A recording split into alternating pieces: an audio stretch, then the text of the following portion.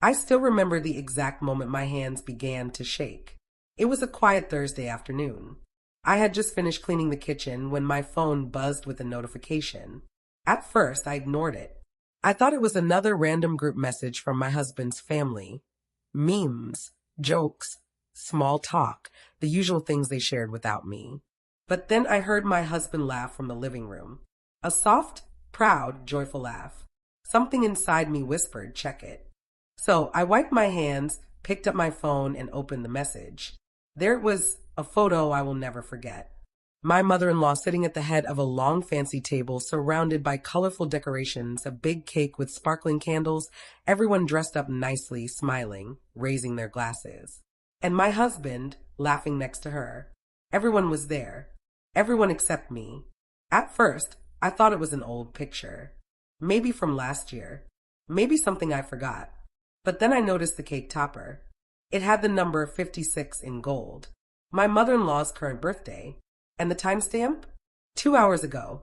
2 hours. A birthday dinner that I knew nothing about. My throat tightened. I felt the sting behind my eyes. A strange, cold silence filled my chest, as if someone had pulled the air out of the room. My mind raced. Maybe they forgot to tell me? Maybe it was a last-minute plan? No, that's impossible. Because just the night before, I had asked my husband if we were doing something for his mother's birthday. He told me, I don't think so. She said she wants a quiet day this year. A quiet day. But the picture in front of me looked anything but quiet. It looked intentional. It looked planned. And more than anything, it looked like they wanted me out of it completely. I stood there frozen, staring at the photo as the voices in my head argued between heartbreak and disbelief. Then I saw the comments under the picture. Finally, a family-only dinner. So good to celebrate without unnecessary drama. Only the real ones tonight.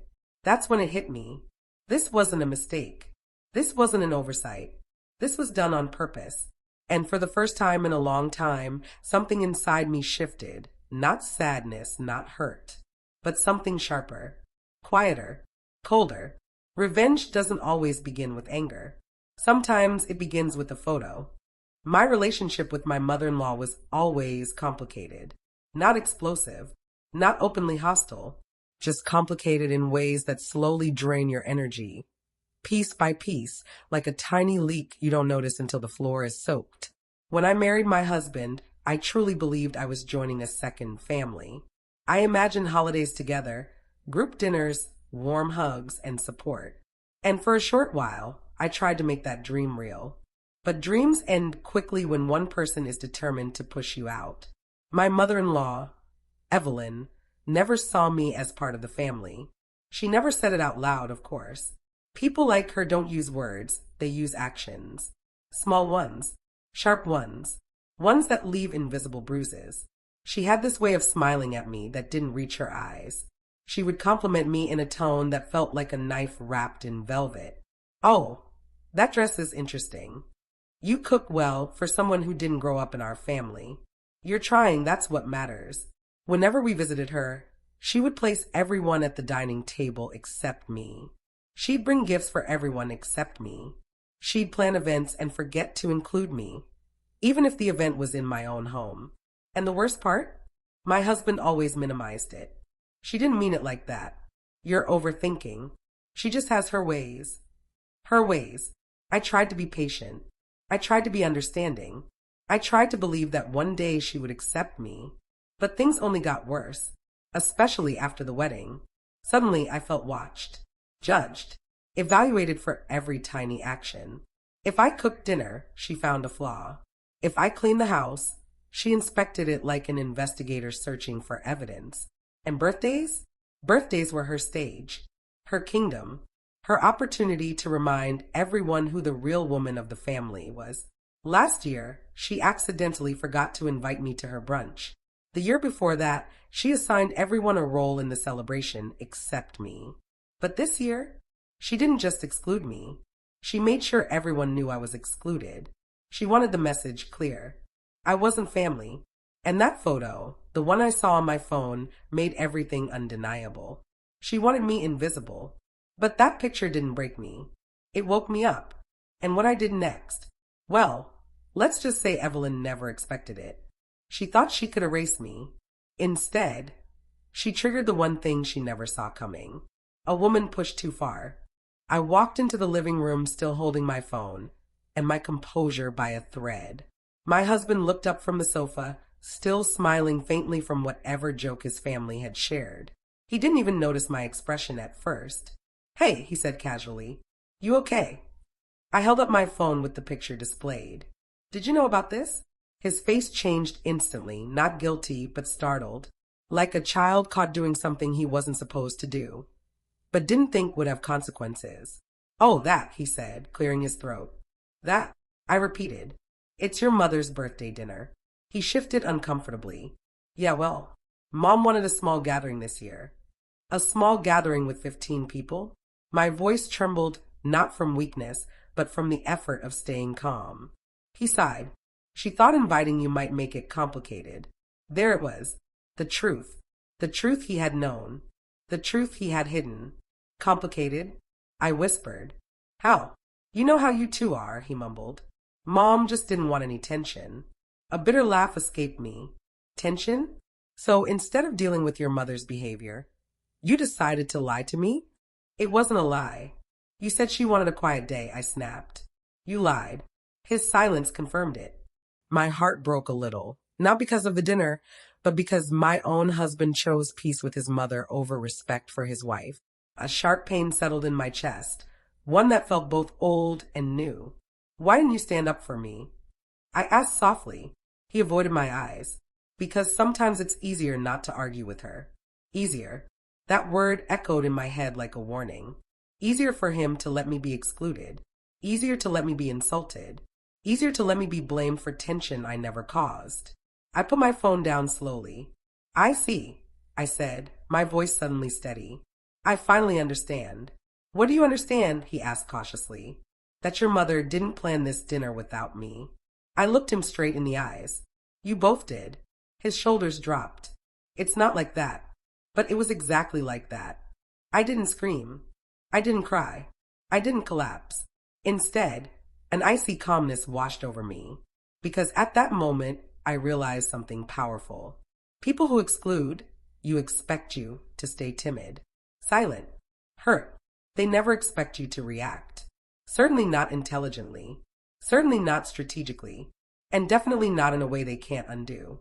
As he kept fumbling for excuses, I already knew what I had to do.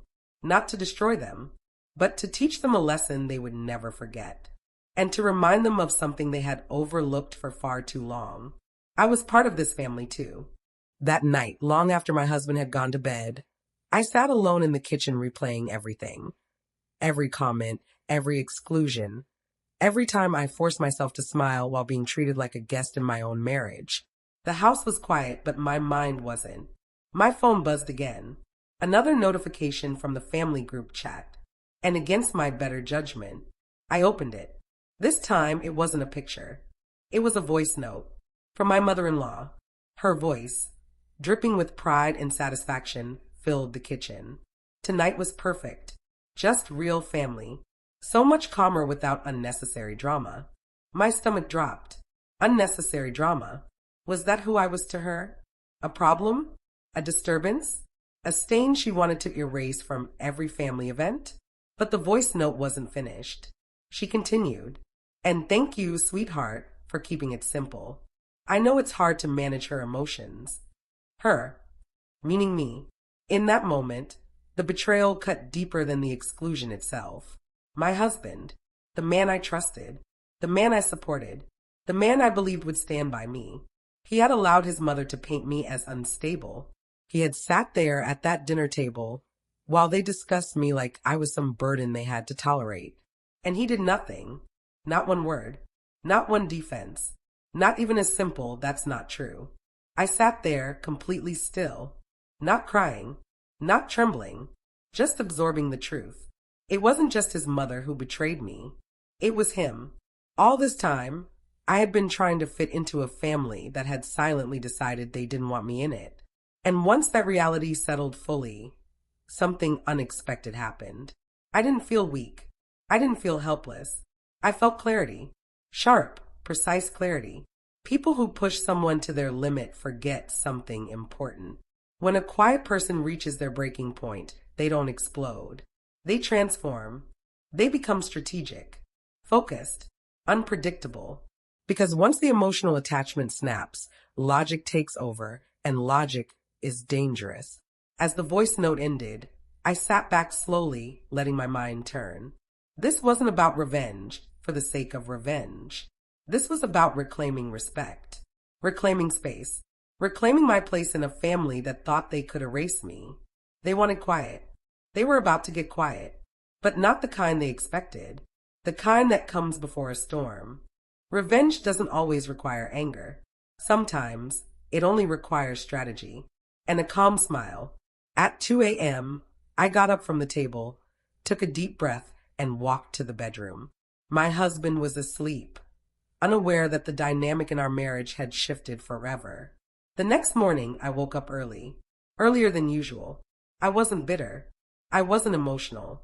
I was clear, focused, and ready, because I knew something no one else did. Evelyn's real birthday dinner, the official one, was planned for the weekend.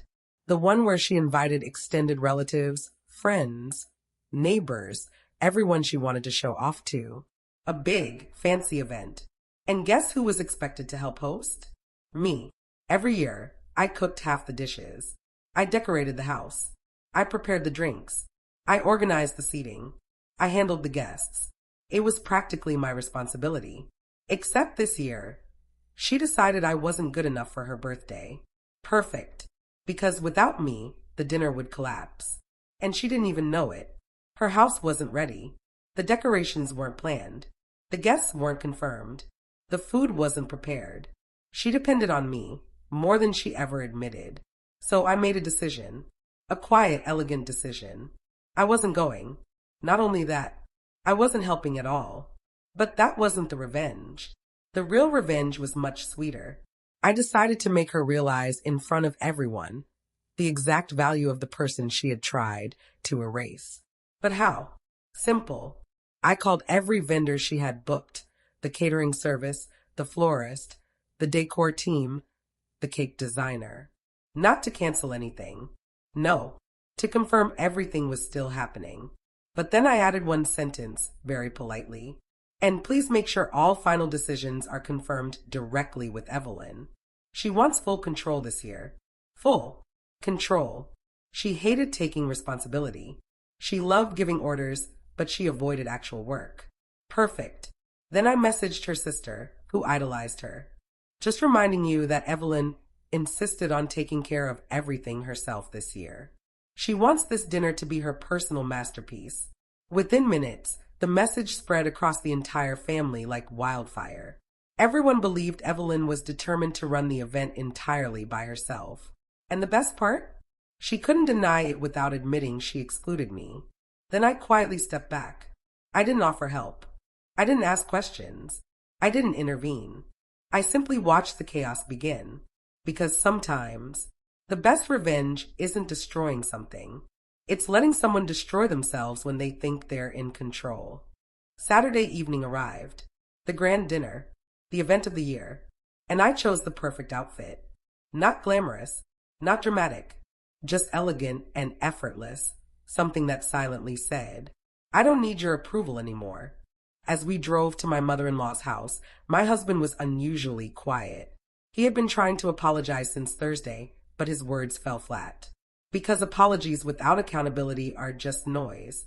When we arrived, the scene was exactly what I expected. Chaotic. People rushing in and out. Decorations half finished. The dining table bare. A mess of confusion everywhere. And there, in the middle of it all, stood Evelyn, sweating, panicked, trying to look composed while everything slipped through her fingers. Oh, you came, she said, surprised. Yes, I said calmly. You didn't want drama, remember?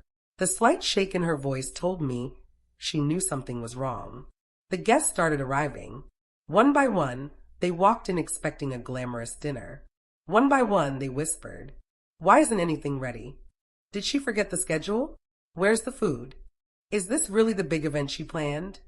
Evelyn's face tightened with embarrassment. She nervously laughed and repeated, "It's coming. Everything is coming." Except nothing was coming. The caterers were stuck waiting for her final approval. The florist needed color confirmation. The cake was sitting in a box because she never picked a display stand. The decor team refused to begin without instructions because she had insisted she was hands-on this year. Every mistake, every delay, every missing detail, all traced back to her. Not me, not the daughter-in-law she loved to blame. Her. I simply stood back and watched as she tried to juggle everything she had claimed she wanted control over. The guests were uncomfortable, some annoyed, some openly irritated, some whispering among themselves.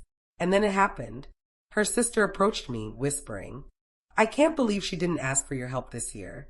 Look how everything's falling apart. She usually leaves everything to you. Why would she?" I raised an eyebrow. "Oh, you didn't know," I said, keeping my voice gentle. She wanted to handle everything alone. She made it very clear. The sister gasped. "That doesn't sound like her at all." I shrugged lightly. Maybe she wanted to prove something. The word spread quickly. Within minutes, several guests approached Evelyn with the same question. "Why didn't you let her help? She's always so organized. Why did you take on everything alone? Why shut her out?" Evelyn's face turned pale, then red, then pale again. She looked around desperately, realizing people were connecting the dots, not in her favor. Just when she thought things couldn't get worse, the cake designer walked up to her holding the cake. "Ma'am, we need the display instructions. You said you would handle it yourself." Everyone looked. Everyone heard. Everyone understood. Her mask cracked. She stuttered. I didn't say that. I mean, well, She pointed at me, but the designer shook her head. "No, ma'am.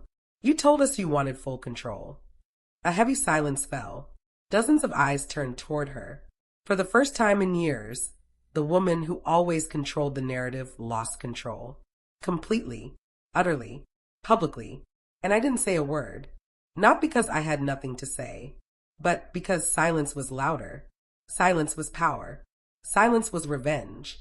The dinner eventually happened, but not the way Evelyn had planned. It was late, disorganized, awkward. People sat around eating store-bought appetizers because the main dishes were hours behind schedule. And then, something surprising happened. Her aunt approached me. "I don't know what happened tonight," she said softly, "but I want you to know something. You've always been the one holding this family together during events. Tonight proved it." I smiled politely. "Thank you. That means a lot." Another relative chimed in. "It's so strange. Evelyn usually lets you handle everything. This time she acted like she didn't need you at all." I kept my tone neutral. I guess everyone wants to feel important sometimes. But inside, I knew they understood the real story. Because when someone tries too hard to erase you, people eventually notice the empty space you leave behind. Later that night, as the guests began leaving, Evelyn pulled me aside, her voice trembling. "Did you do this?" she whispered, furious and frightened at the same time. I tilted my head. "Do what, Evelyn?" "You know what?" she hissed. "You made me look incompetent." I blinked slowly. "I didn't make you look anything. I simply didn't hide what you wanted everyone to believe." She swallowed hard. "You embarrassed me." "Actually," I said calmly, "you embarrassed yourself. You excluded me, and today you felt the result of that." She stared at me, breathing heavily. Then she said something I never expected to hear. "I didn't think you were this necessary." It wasn't an apology, but it was the closest thing to acknowledgement she had ever given me. I nodded once. "That's the problem, Evelyn. You never thought. You expected everything to work without the person who makes it work." She looked down. For the first time, she had no comeback. No clever insult. No dismissive remark. Just silence. A defeated, reflective silence. And in that silence, she finally saw me, not as a threat or an outsider, but as a vital part of the family she tried so hard to control. Life teaches you strange lessons, some gentle, some painful, some wrapped in silence. This one, it taught me that respect isn't something you beg for. It isn't something you earn by staying quiet. It isn't something people give you out of kindness. Respect is built through boundaries, strong boundaries, The kind that say, "You will not treat me like I'm invisible. You will not exclude me. You will not diminish my worth. You will not take advantage of my silence." I didn't seek revenge to hurt anyone. I sought it to show the truth. The truth that when you remove a person you depend on, the absence speaks louder than their presence ever could. My mother-in-law learned that. My husband learned that. And most importantly, I learned something too. Never let anyone's opinion shape your value. Never allow someone's insecurity to become your identity. Never shrink yourself for people who grow only by pushing others down. Sometimes, the sweetest revenge isn't destruction. It's revelation. It's letting people face the consequences of their own actions. It's leading with dignity while others stumble over their pride. And now, things are different. Evelyn still has her ways. People rarely change completely. But she thinks twice before excluding me. She pauses before making a passive remark. She hesitates before assuming I'll accept disrespect. Because she knows now, I'm not the quiet daughter-in-law she can push aside. I'm the woman who will walk away and let her world collapse without me. And that lesson left everyone speechless.